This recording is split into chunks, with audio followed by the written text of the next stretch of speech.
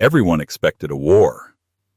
When Marcus Sterling, the CEO of Sterling Tech, served his wife divorce papers to marry the heiress of a media empire. The tabloids sharpened their claws. They waited for the screaming matches, the asset freezing the public breakdown. But Elena didn't scream. She didn't hire a shark lawyer. She didn't even cry. She simply signed the papers, left her wedding ring on the mahogany table, and vanished into the night. Marcus thought he had won. He thought she was weak. He had no idea that her silence wasn't a surrender, it was a countdown. And when he finally saw her again 6 months later at the world's most exclusive secret gala, he realized too late he hadn't just divorced his wife. He had divorced the woman who secretly owned him. The fountain pen scratched against the heavy parchment, the sound distinct and jarring in the silent conference room. It was the only noise in the penthouse office of Carter Hale and Associates on Wall Street. Marcus Sterling sat back in his Eames leather chair checking his Rolex. He tried to suppress the smug smile tugging at the corner of his mouth. Across the table sat Elena, his wife of 7 years. She looked smaller than usual, wrapped in a simple beige trench coat that had seen better days, her brown hair pulled back in a severe, practical bun. "Are you sure you understand the terms, Mrs. Sterling?" Marcus's lawyer, a man named Silas who charged $1,200 an hour, peered over his spectacles.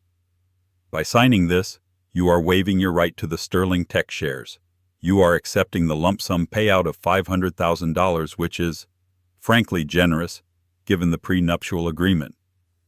Generous. Sterling Tech was currently valued at $4 billion. $500,000 was less than the cost of the car waiting for Marcus downstairs. Marcus watched her closely. He braced himself for the outburst.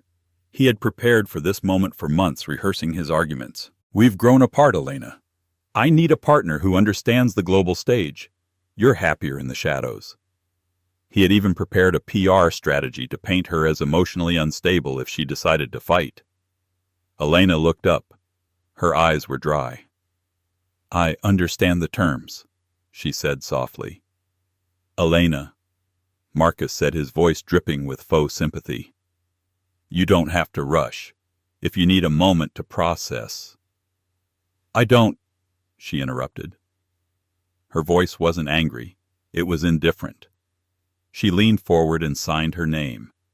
Elena Vance. She had already dropped his name. Marcus blinked. That was it. No screaming about the 7 years she spent supporting him while he built his code in a garage. No mentioning the nights she worked double shifts as a paralegal so he wouldn't have to take a day job. She capped the pen and placed it gently on the table. Then she reached into her pocket and pulled out the 3-carat diamond ring he had bought her after his Series B funding round. It clattered onto the glass table. "Goodbye, Marcus," she said. She stood up and walked to the door. "Elena, wait." Marcus stood up, confused by his own victory. It felt too easy. "Where are you going?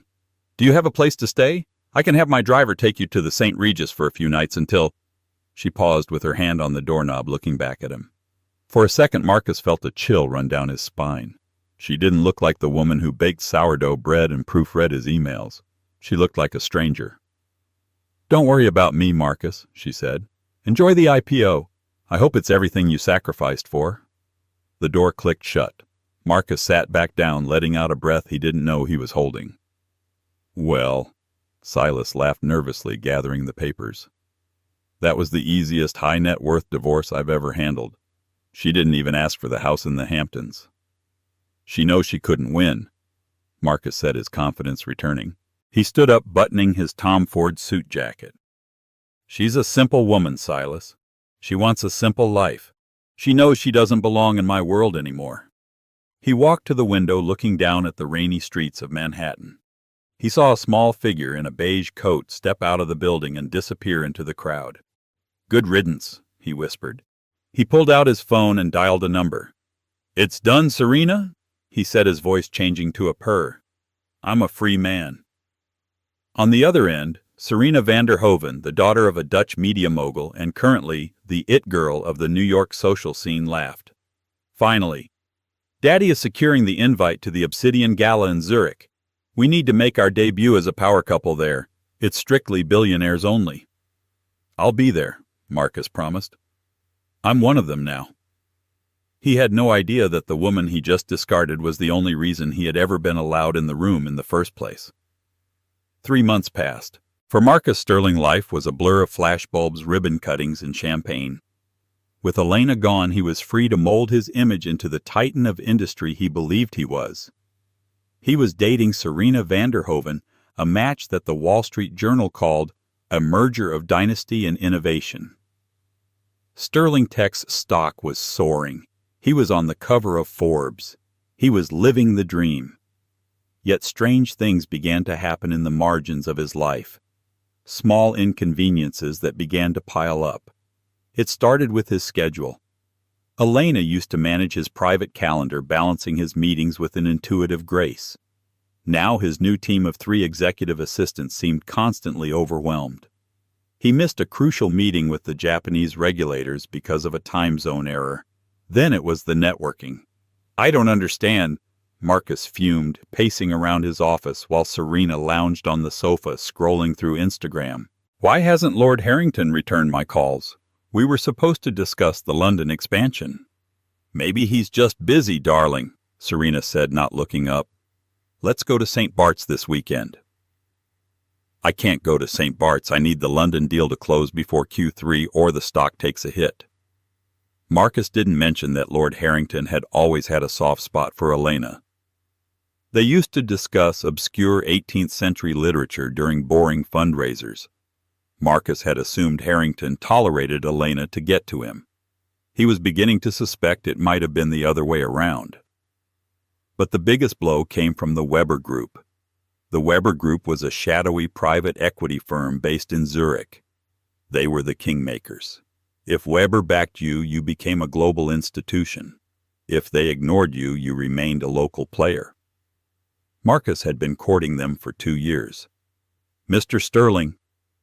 His CFO, David, walked into the office, his face pale. What is it, David? Did we get the meeting with Weber? No, David said, placing a letter on the desk. They pulled their interest. What? Marcus snatched the letter. They can't pull it. We were in final due diligence. What reason did they give? They said... David hesitated. They said the risk profile regarding key personnel stability has changed. Personnel stability. I'm the CEO. I'm still here, Marcus shouted. They didn't elaborate. They just cut us off. Overnight. Marcus crumbled the letter. It's a negotiation tactic. They want a better price. Get me a ticket to the Obsidian Gala. I know the head of the Weber Group, Elias Thorne, will be there. I'll corner him personally. Serena perked up. The Obsidian Gala daddy finally got us the invites this morning. It was harder than usual. Apparently the guest list has been curated by a new chairwoman this year, and she's ruthless. Perfect, Marcus sneered. I deal with ruthless people every day.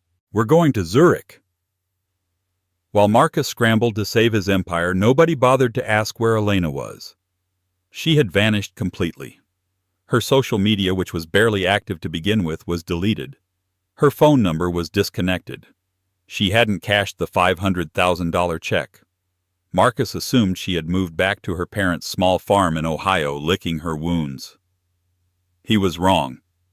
4,000 miles away in a glass-walled chalet overlooking the frozen beauty of the Swiss Alps, a woman stood on a balcony. She wore a silk robe worth more than Marcus's car. A man approached her from behind, handing her a cup of espresso. He was older, distinguished, with silver hair and eyes that had seen everything. This was Julian Thorne, the patriarch of the family that owned the Weber Group. He's panicking, Julian said, his voice amused. He's trying to force a meeting with my son Elias. The woman turned around. It was Elena, but the severe bun was gone, replaced by loose cascading waves. Her posture wasn't hunched and apologetic. It was regal. Let him panic, Elena said, taking the espresso. He thinks he built Sterling Tech alone, Julian. He thinks his code is what sold the company. He never realized, Julian chuckled, that the code was mediocre, It was the connections that made it valuable. Connections you handed him on a silver platter. I was a good wife, Elena said, her eyes cold. I ghost-wrote his speeches. I charmed the investors he offended. I whispered the right strategies in his ear at night and let him believe they were his ideas in the morning. I made him. And he discarded you like a used napkin, Julian noted. Are you ready for the gala? I've been ready for 7 years, Elena said. He's bringing the Vanderhoven girl, Julian warned. Elena smiled, but it didn't reach her eyes. Good. She loves a show. I'd hate for her to be bored. You know, Elena, Julian leaned against the railing. When you came to me 5 years ago to fix that crisis with the European Union, I knew you were brilliant. But I never understood why you stayed with him. I loved him, she admitted simply. I thought he was just ambitious, not cruel. I thought we were a team. I was the architect, he was the face. And now? Elena took a sip of the coffee, looking out at the snowy peaks.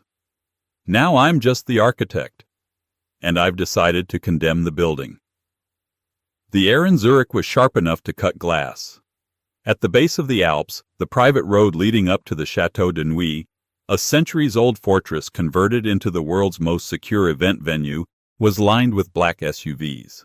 Not just any SUVs, but bulletproof Maybachs and armored Range Rovers with diplomatic plates. Marcus Sterling adjusted his bow tie for the 10th time. His reflection in the darkened window of his hired limousine stared back at him, pale, sweaty, and terrified. "Stop fidgeting, Marcus," Serena snapped. She was applying a layer of ruby-red lipstick in the vanity mirror. She wore a dress made of diamonds and nothing else, a garment that had cost more than the average American home. "You look like you're about to be audited. This is a party. Smile." "It's not a party, Serena," Marcus hissed, checking his phone. Still no reply from his frantic emails to the Weber Group. "It's a battlefield. If I don't secure Elias Thorne's funding tonight, the Q3 earnings call next week will be a bloodbath. Sterling Tech is bleeding cash." "You're the great Marcus Sterling." Serena rolled her eyes, snapping her compact shut. "You always win. Now let's go. The paparazzi are waiting." But when the car door opened, there were no paparazzi. That was the first shock. The Obsidian Gala had a strict media blackout. Phones were confiscated at the gate. There were no flashing lights, no screaming fans, no red carpet interviews. There was only silence, heavy and intimidating. Marcus stepped out onto the black carpet, offering his hand to Serena. The entrance was flanked by guards who looked more like Special Forces operatives than bouncers. "Name?" the head of security asked. He held a tablet that seemed to scan Marcus's biometric data before he even spoke. "Marcus Sterling, CEO of Sterling Tech, and Serena Vanderhoven." The guard scrolled. And scrolled. Marcus felt a bead of sweat trickle down his back despite the freezing temperature. "Is there a problem? We were invited by—" "Ah, yes," the guard said, his tone flat. "Mr. Sterling, you are in the West Wing overflow." Marcus froze. "Overflow? There must be a mistake. I'm a keynote-level guest. I'm supposed to be at the head table." "The head table is reserved for platinum members and the chairwoman's personal guests," the guard said, his eyes bored. "You are silver tier. West Wing. Please move along. You're holding up the Prime Minister of Italy." Serena gasped, clutching Marcus's arm. "Overflow, Marcus, this is humiliating. I can't be seen in the overflow." "Shut up," Marcus whispered, his face burning. He grabbed her elbow and steered her inside. "It's a clerical error. I'll fix it when I find Elias." Inside the chateau was a masterclass in intimidation. The walls were draped in black velvet.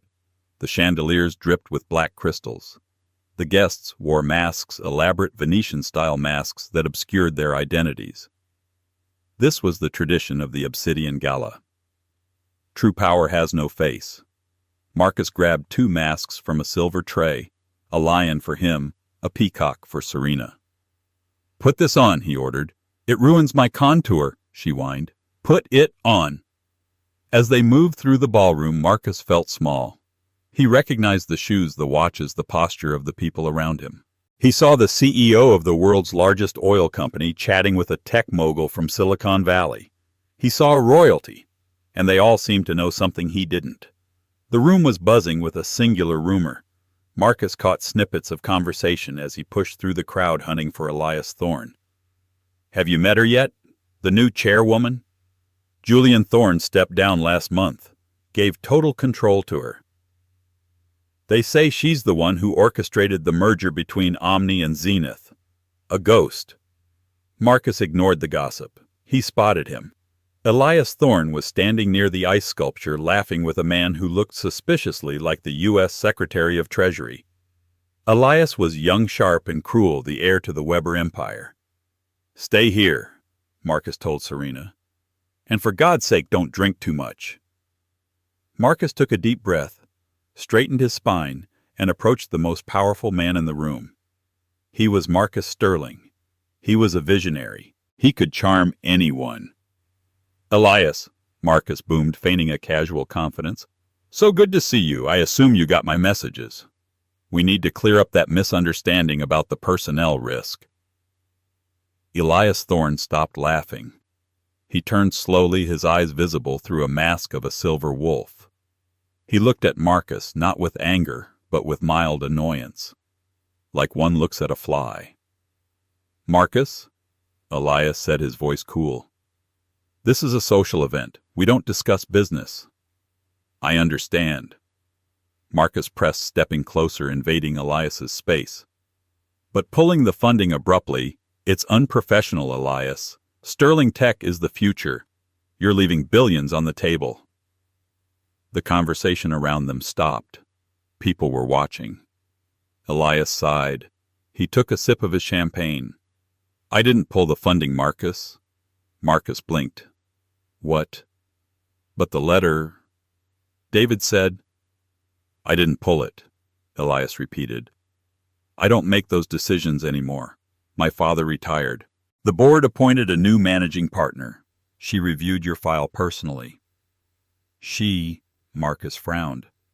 "Who is she? I'll talk to her. I can sell this to anyone. Just point me in her direction." Elias smiled. It was a shark's smile. "Oh, you don't need me to point her out, Marcus. Everyone is waiting for her entrance." At that moment, the lights in the massive ballroom dimmed. The chatter died instantly. A spotlight hit the top of the grand staircase. "Ladies and gentlemen," a voice announced over the speakers, "please welcome the chairwoman of the Obsidian Council and the new majority partner of the Weber Group." Marcus looked up, ready to charm this new woman, ready to flash his smile and win his money back. A woman stepped into the light.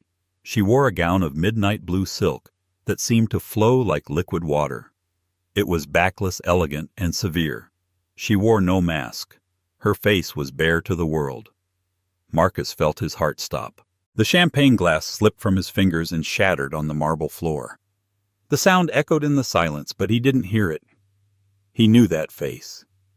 He knew the curve of that jaw. He knew the way she held her head. It was Elena. But it wasn't the Elena who wore oversized sweaters and made him herbal tea. It wasn't the Elena who quietly took notes in the corner of his office.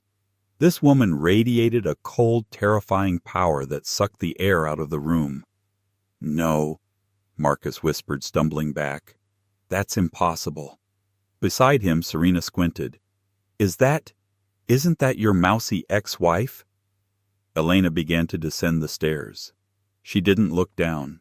She looked straight ahead, and as she reached the bottom step, her eyes locked onto Marcus. She smiled. And for the first time in his life, Marcus Sterling was truly afraid. The ballroom was a sea of whispers, but in Marcus's ears there was only a high-pitched ringing. He watched as the crowd parted for her like the Red Sea. Billionaires bowed their heads. Rivals stepped aside. Elena Vance moved through the room with the grace of a predator. "Marcus, do something," Serena hissed, digging her nails into his arm. "She's coming over here. Why is she coming over here? She looks expensive." Marcus couldn't move. His brain was trying to reconcile the two versions of his life. Elena is a paralegal. She's a nobody. I gave her $500,000 to go away. Elena stopped 3 feet in front of him. She was flanked by Elias Thorne on one side and the head of Swiss security on the other. "Hello, Marcus," she said. Her voice was smooth, amplified by the acoustics of the room, yet intimate. "I see you made it to the West Wing. The overflow suits you." "Elena," Marcus choked out. "What is this? How are you? How am I the majority partner of the firm that holds your debt?" She finished for him. She took a glass of sparkling water from a passing waiter. "It's a long story. But then again, you never really asked about my day, did you?" You set me up," Marcus accused, his voice rising, drawing more attention. "You're the one who killed the deal. This is revenge. It's petty, vindictive revenge because I left you." A hush fell over the immediate circle. Accusing the chairwoman of pettiness at the Obsidian Gala was social suicide. Elena didn't get angry. She laughed. It was a soft, dry sound. "Revenge." She shook her head. "Marcus, don't flatter yourself. This isn't emotional. It's strictly business." She snapped her fingers. Elias Thorne handed her a tablet. "You see," Elena said, swiping through a document, "when the Weber Group considers an investment, we look at the keyman clause. We bet on the leader. And for 7 years, the market believed you were the genius behind Sterling Tech." She took a step closer. The scent of her perfume, something rare and woody, hit him. It was the same perfume she wore on their first date 10 years ago. "But we ran an audit, Marcus. A forensic audit of your life." She turned the tablet around so he could see. It wasn't financial charts. It was a timeline of every major breakthrough Sterling Tech had made in the last decade. "The predictive algorithm in 2018, Elena pointed to the screen. "You were stuck on the syntax for 3 weeks. I fixed the logic loop while you were sleeping. I wrote the patch." Marcus turned pale. You were just proofreading." "The merger with Orion Systems in 2020. She swiped. "You wanted to play hardball. I told you to offer the stock swap. I drafted the email. You just hit send. The crisis management during the data leak." She swiped again. "I wrote the apology speech. I choreographed the media response. I saved your stock price." Elena handed the tablet back to Elias. She looked at Marcus with pity. "The Weber Group didn't pull the funding because I'm your ex-wife, Marcus. We pulled the funding because we realized that the genius of Sterling Tech wasn't the CEO." She paused, letting the words hang in the air. "The asset left the building 3 months ago, with a $500,000 check." Marcus felt the room spinning. He looked around. The faces of the elite were no longer indifferent. They were laughing. Not loudly, but with their eyes. They knew. "You're lying," Marcus snarled, his ego fracturing. "I built that company. I am Sterling Tech." "Are you?" Elena asked coolly. "Then tell me, Marcus, how is the Project Ether code coming along? Since I left, the development team has reported a 40% drop in productivity. And the new interface, it's buggy, clunky. It's a temporary setback." "It's a collapse," Elena corrected. "And as of this morning, the Weber Group has decided to short your stock. We're betting against you, Marcus." Serena van der Hoven, sensing the sinking ship, physically let go of Marcus's arm. She took a subtle step away from him. "Elena," Marcus said, his voice cracking. He realized suddenly that he wasn't fighting for his reputation anymore. He was fighting for his life. "Elena, please. We can talk about this privately. I made a mistake. Maybe we can find a way to work together. For old time's sake." It was a desperate, pathetic pivot. The beggar pleading with the queen. Elena looked at him for a long moment. For a split second, Marcus saw a flicker of the woman who used to love him. "There is one way," Elena said softly. Marcus exhaled hope, rushing back. "Name it. Anything. I'll give you a board seat. I'll give you equity." "I don't want equity, Marcus. I already have money." She leaned in close, so only he could hear. "I want the truth." "The truth." "Admit it," she whispered. "Admit to everyone here that you didn't build it alone. Admit that you stood on my shoulders to touch the sky." Marcus looked at the crowd. He looked at the Secretary of the Treasury. He looked at the tech moguls. If he admitted that his wife was the brains behind the operation, his stock would tank anyway. His ego would be obliterated. He would be a laughingstock. He stiffened. The arrogance returned a shield against the shame. "I built that company," Marcus said through gritted teeth. "I am the visionary. You were just a secretary with a ring." Elena pulled back. The warmth vanished from her eyes instantly. The trap had snapped shut. "Very well," she said, turning her back on him. "Elias, have security escort Mr. Sterling out. He doesn't meet the accreditation standards for this gathering." "Wait!" Marcus shouted as two massive guards grabbed his arms. "You can't do this. I'm Marcus Sterling." "Not anymore," Elena said, not looking back. "Now you're just a liability." As Marcus was dragged toward the exit, kicking and screaming like a child, Serena van der Hoven didn't follow him. She stayed. Marcus watched helplessly as Serena walked up to Elena. "Mrs. Sterling, or is it Ms. Vance?" Serena asked, her voice dripping with sudden admiration. "I love your dress. Is it custom?" Elena smiled at the girl who had stolen her husband. "It is. Would you like a glass of champagne, Serena? Let's discuss your father's media empire. I think it's time for new management there, too." The heavy doors slammed shut, leaving Marcus Sterling alone in the cold Swiss snow. But the story wasn't over. Elena had broken him socially and financially. But Marcus Sterling was a cornered animal. And cornered animals bite. As he shivered in the dark, watching the warm glow of the castle where his ex-wife held court, Marcus reached into his pocket and pulled out a burner phone. He dialed a number he had sworn never to use. "It's me," Marcus said, his voice trembling with rage. "Initiate the Scorched Earth Protocol. If I can't have the company, she can't have it either." The cold of the Swiss night bit through Marcus's tuxedo, but the adrenaline coursing through his veins kept him warm. He sat in the back of a rental car, a Skoda, the only thing available at this hour without a reservation, parked in a shadowy alley 3 miles from the Chateau de Nuit. His hands shook as he held the burner phone. The screen cast a ghostly blue light on his face, highlighting the sweat on his brow. "Are you sure you want to do this, Mr. Sterling?" The voice on the other end was distorted, synthesized to sound metallic. It was a contact he had kept in his back pocket for years, a dark web contractor known only as Cypher. "Once I execute the script, there is no undo button. The Project Ether source code will be corrupted. The backups will be wiped. Sterling Tech will effectively be a hollow shell by market open." "Do it," Marcus hissed. "If she thinks she can steal my company, she can inherit a graveyard.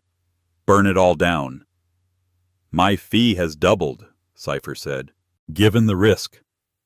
"Transferring it now." Marcus frantically tapped on his main phone, moving funds from an offshore account in the Caymans, money he had siphoned off during the IPO, money Elena didn't know about. Or so he thought. $2 million.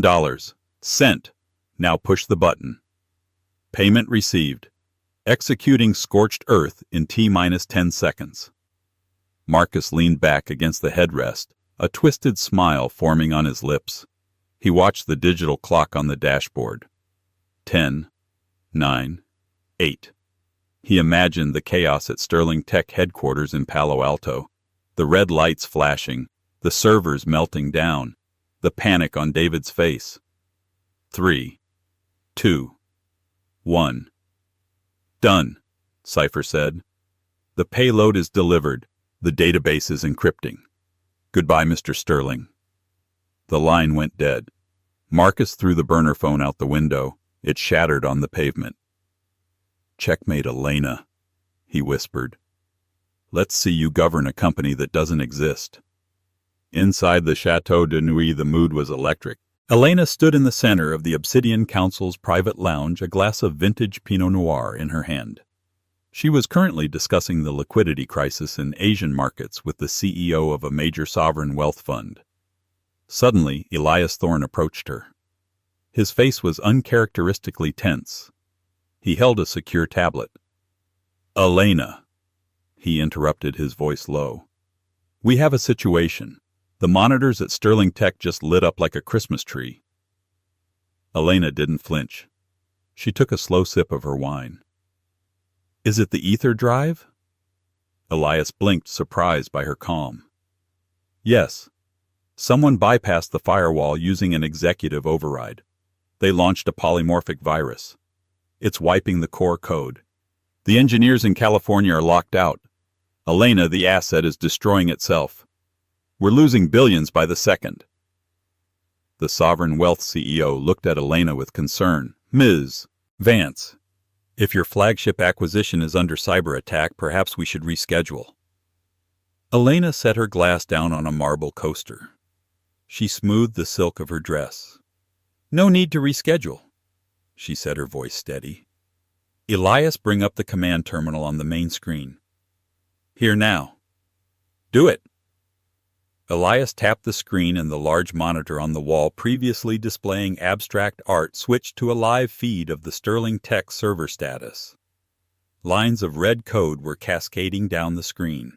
System critical. Deletion imminent. The room went silent. The billionaires watched, horrified. This was the nightmare scenario: corporate sabotage in real time. "He actually did it," Elena murmured almost sadly. "I hoped he would have more dignity than this." "Who?" Elias asked. "Marcus," Elena said. "He thinks he's destroying the company." She walked up to the screen. She reached into her clutch and pulled out not a phone but a small titanium USB key. She handed it to Elias. "Plug this in." Elias inserted the key into the console. "Execute command mirror trap," Elena ordered. Elias typed it in. On the screen, the cascading red code suddenly froze. The text blinked once, then turned bright green. "Threat isolated. Origin traced. Biometric signature confirmed. M. Sterling." The room gasped. "You see?"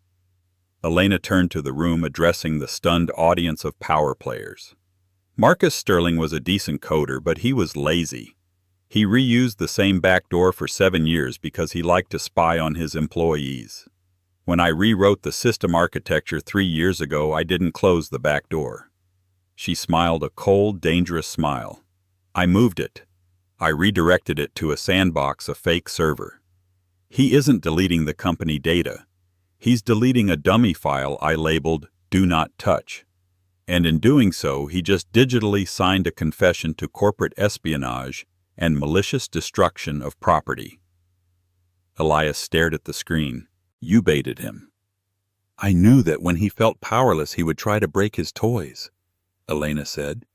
"I just made sure the only thing he broke was his freedom." She turned to the head of security. "Send the data logs to the FBI and the SEC and notify the Swiss police. I believe there is a man in a silver Skoda parked on Route 4 who is a flight risk." The downfall of Marcus Sterling was not a slow burn. It was a freefall. It began 20 minutes after the attack. Marcus was still in the rental car, scrolling through Twitter on his main phone, waiting for the news to break. He was waiting for the headline, "Sterling Tech goes dark." Instead, a notification popped up from Bloomberg. "Breaking: Sterling Tech stock jumps 12%. After hours following announcement of new unbreakable cybersecurity protocol." "What?" Marcus stared at the screen. "That's impossible." He refreshed the page. "Update: Board of Directors votes to remove Marcus Sterling as CEO, immediately, citing gross misconduct. Former wife and majority stakeholder Elena Vance named interim chairwoman." "No!" Marcus slammed his hand against the steering wheel. "She's lying. The code is gone. I deleted it." His phone rang. It was Serena. "Finally!" Marcus answered, breathless. "Serena, listen, we need to get to the jet. We're going to the Maldives. Non-extradition. Pack your bags." "Marcus." Serena's voice was icy. "I'm not going to the Maldives." "What?" "Don't be stupid. When the market opens, it's going to be chaos. We need to leave." There is no we, Marcus, Serena said. I just saw the data logs. Elena projected them in the ballroom. Everyone saw Marcus. Everyone. The CEO of BlackRock. The VP of Google. They saw you try to nuke your own company. It was a strategy, Marcus screamed. It was scorched earth. It was suicide, Serena corrected. And I don't date criminals. I've already issued a statement to Vanity Fair saying I was unaware of your mental instability. I'm distancing myself, Marcus. Don't call me again. The line went dead. Marcus sat in the silence of the alley. He felt a sudden crushing weight in his chest. He checked his bank app to transfer more funds for a pilot. Access denied. Account frozen by order of Department of Justice. No, no, no. He tried his credit cards. All declined. He was a billionaire on paper, but in reality he didn't have enough cash to buy a burger. Blue lights flashed in the rearview mirror. Marcus looked up. A Swiss police cruiser had blocked the entrance to the alley. 2 officers stepped out, hands on their holsters. Marcus Sterling, one shouted in accented English. Step out of the vehicle with your hands in the air. For a moment Marcus considered locking the doors. He considered ramming the cruiser. But then he looked at his reflection in the rearview mirror. The lion mask he had worn earlier was sitting on the passenger seat mocking him. He wasn't a lion.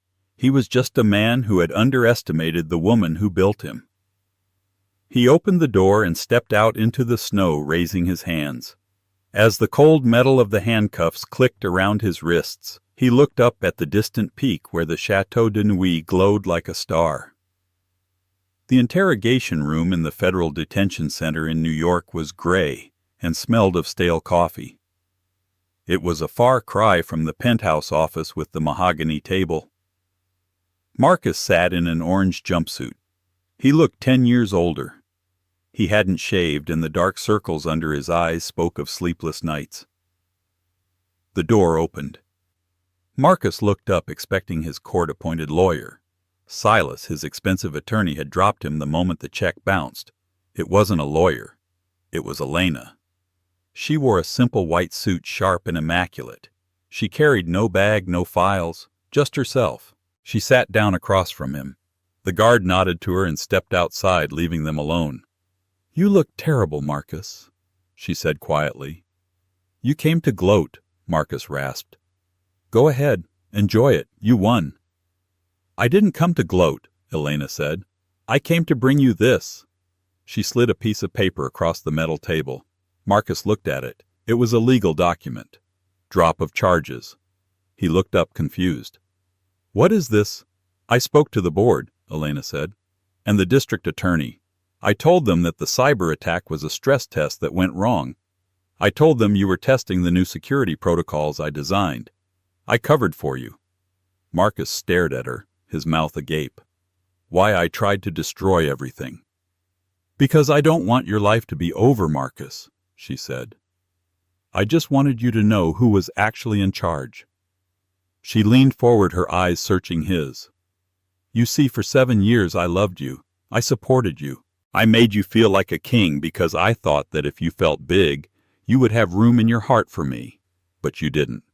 You only had room for yourself. Elena. Tears pricked Marcus's eyes. I can fix this. If you get me out, we can start over. I see it now. I see how valuable you are. Elena stood up. The softness in her face vanished, replaced by the resolve of a CEO. That's the problem, Marcus. You still think my value lies in what I can do for you. She turned to the door. The charges are dropped, but the restraining order is active. You are banned from Sterling Tech premises. You have been stripped of your shares. You have nothing left but the cash in your pocket. Elena, please. Marcus stood up, the chains on his ankles rattling. Where are you going? I have a plane to catch, she said, opening the door. I'm meeting with the Prime Minister of Japan in the morning. We're expanding.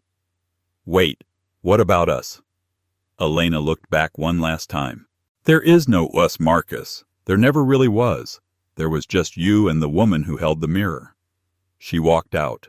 As the heavy steel door slammed shut, Marcus looked down at the paper. She had saved him from prison, yes, but she had left him with something far worse. He was free, but he was irrelevant. He walked out of the detention center an hour later. The paparazzi were waiting, but not for him. They were rushing toward a black limousine pulling away from the curb. Marcus stood on the sidewalk, shivering in his cheap release clothes. He reached into his pocket and found a single item Elena had left for him with the guard. It was the fountain pen, the one she had used to sign the divorce papers. He uncapped it. The ink was dry. The rain in London wasn't like the rain in Manhattan. In New York, rain was an event, a dramatic sweeping downpour that cleansed the streets. In London, particularly in the gray industrial district of Shoreditch, the rain was a sentence.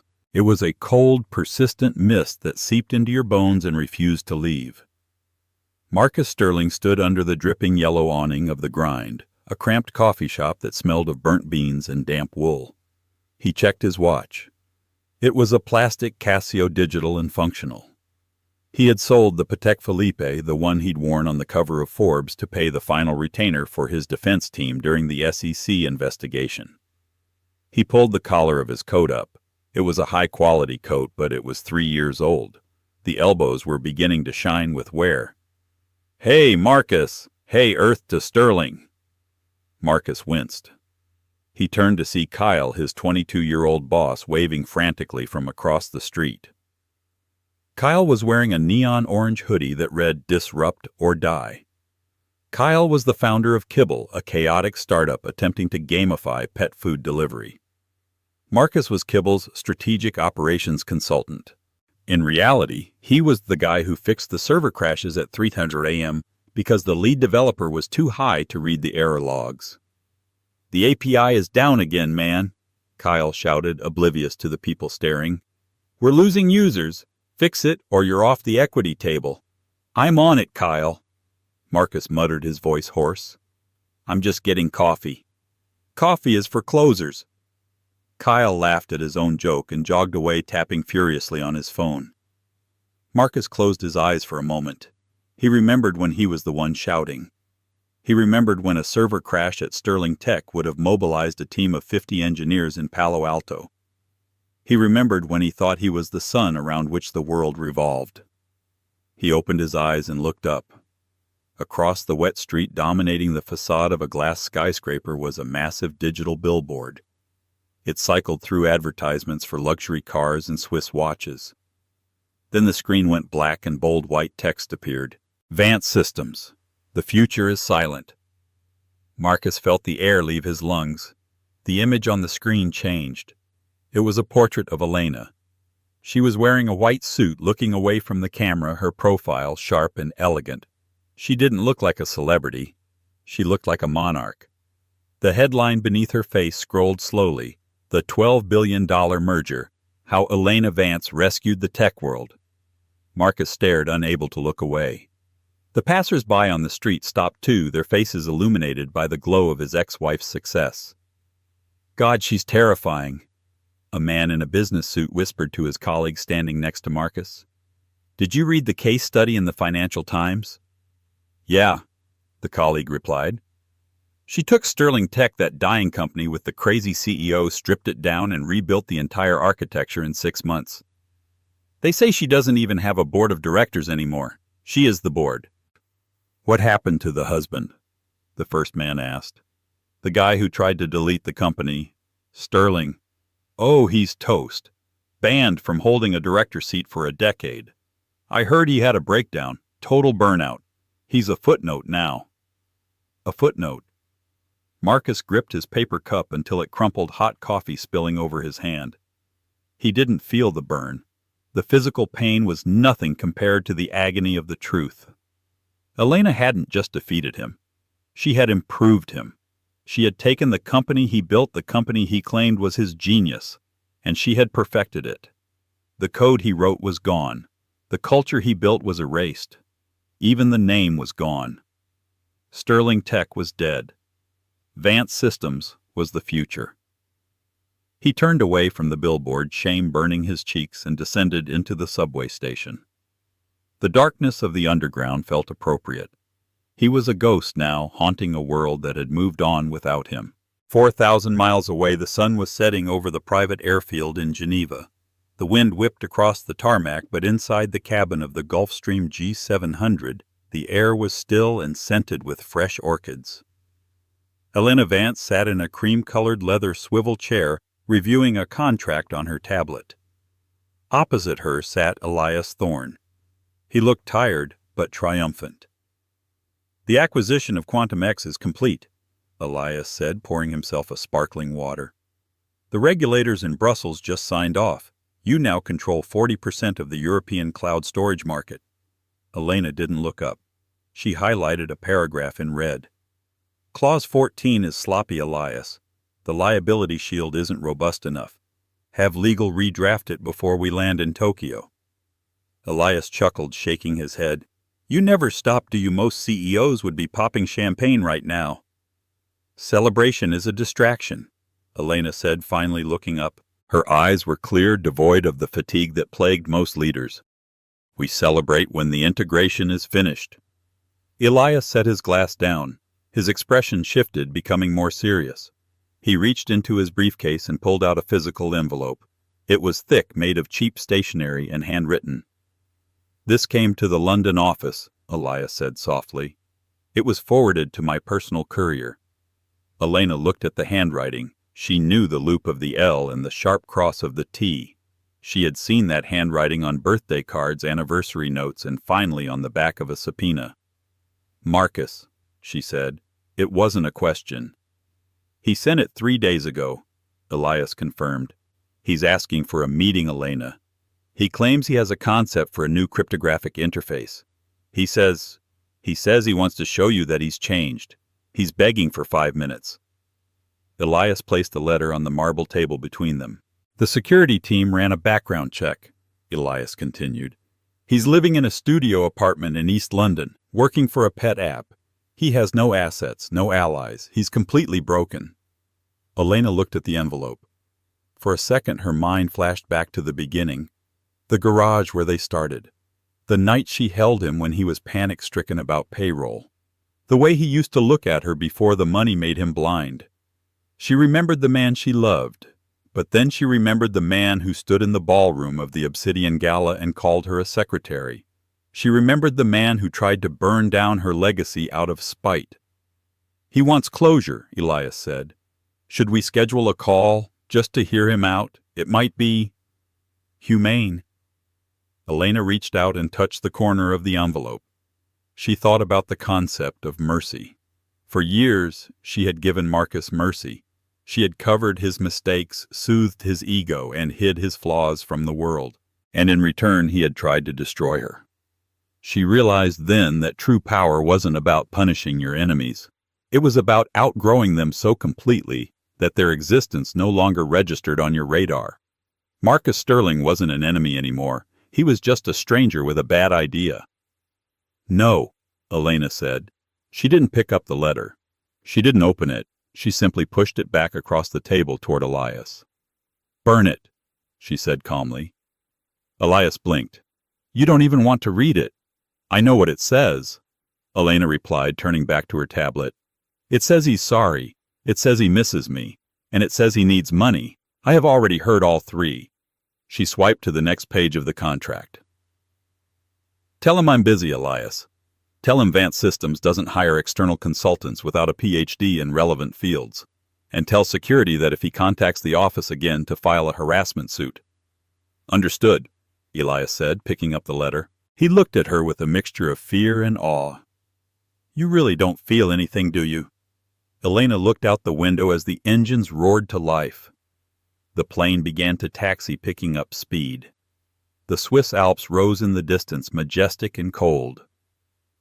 "I feel plenty, Elias," she said, a small, enigmatic smile playing on her lips. "I feel the market shifting. I feel the future coming. And for the first time in my life, I feel light." The jet surged forward, pressing her back into the seat. Within seconds, they were airborne, piercing through the cloud layer and rising into the eternal golden sunlight of the stratosphere. Far below, in the dark, damp tunnels of the London Underground, Marcus Sterling sat on a cracked plastic bench.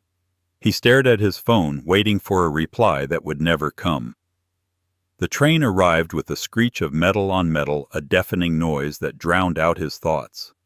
He stepped onto the crowded train, and the doors slid shut. The tunnel swallowed him whole. Above him, at 45,000 feet, Elena Vance closed her eyes and enjoyed the silence. And that is the story of Elena Vance and Marcus Sterling. It's a brutal reminder that in the game of power, the loudest voice in the room is often the weakest. Marcus thought he was the king because he wore the crown, but he never realized that Elena was the one who built the throne. When he tried to destroy her, he only succeeded in destroying the only person who ever truly had his back. Marcus ended up exactly where he started, alone in the dark, while the woman he underestimated reshaped the world. Now I have to ask you, was Elena's final silence too cruel? Should she have read that letter? Or did Marcus get exactly what he deserved? I want to see your debates in the comments. I'll be pinning the best arguments. If this story kept you on the edge of your seat, please destroy that like button. It helps the algorithm find more people who love drama just like us. And make sure you are subscribed with the notification bell on, because my next story is about a billionaire who left his fortune to his cat in the family war that followed. You do not want to miss it. Thanks for watching, and I'll see you in the next one.